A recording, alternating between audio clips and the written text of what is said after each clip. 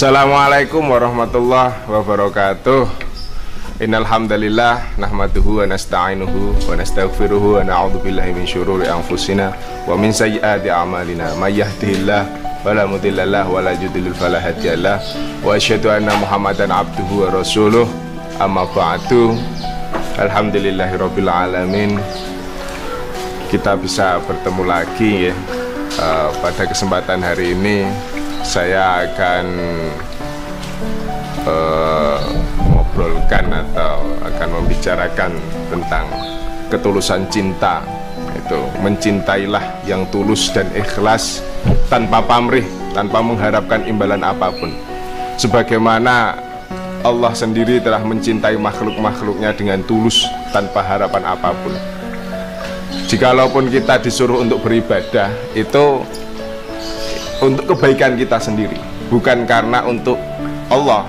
Allah tidak penting kita manusia untuk beribadah atau tidak, itu tidak penting bagi Allah. Sebenarnya kita yang membutuhkan, karena kita membutuhkan Allah, karena kita membutuhkan ibadah. Dan segala sesuatu yang dianjurkan oleh Allah itu pasti baik.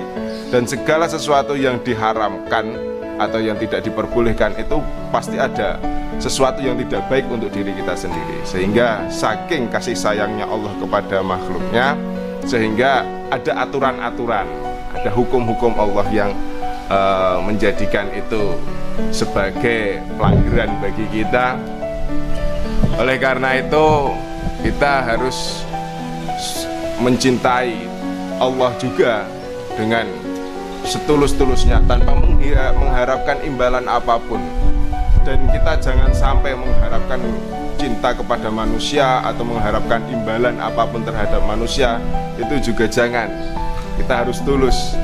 Karena mengharapkan sesuatu dari manusia atau berharap kepada manusia itu adalah kekecewaan yang disengaja atau kekecewaan yang direncanakan. Itu kalau kita mengharapkan sesuatu pada manusia.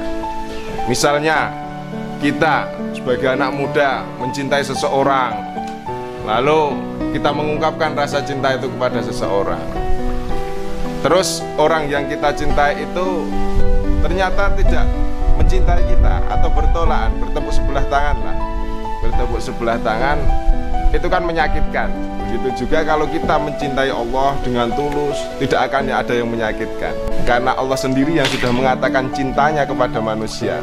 Dengan bukti apa? Dengan bukti kita diberikan rezeki, diberikan kesempatan untuk coro orang Jawa ya kangsenan atau bertemu dengan Tuhan sehari minimal 5 kali yang diwajibkan. Itu kan sesuatu yang romantis sekali dari Allah.